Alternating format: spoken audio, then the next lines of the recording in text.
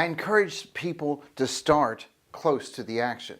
What I mean by that is, what is the main point? What is it you're trying to talk about? Where is the action happening? And start there. I call this the Star Trek Open.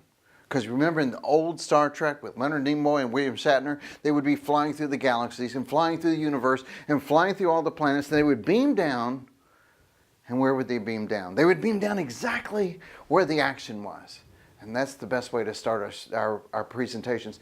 Beam down exactly where the action is. Now, a lot of times in one-on-ones or small groups, I'll have people write out their entire presentation.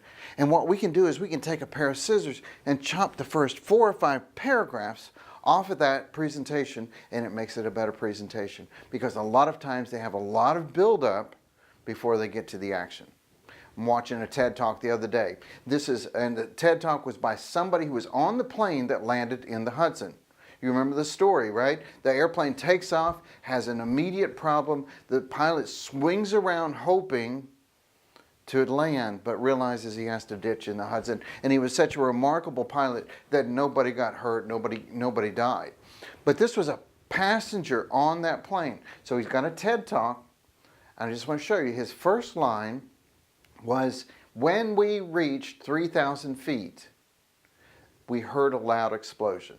Second line, I was one of the few passengers who could see the flight attendants' faces.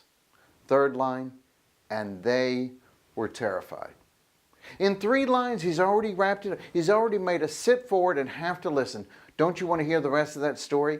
Absolutely. That's because he starts close to the action. So often we see the first paragraph or 2 paragraphs or 4 paragraphs just really nonsense that doesn't move your story ahead. Well, thank you, Martha, for having me here, and thank you, Diane, for inviting me. It's always good to see you, and oh, look at this weather.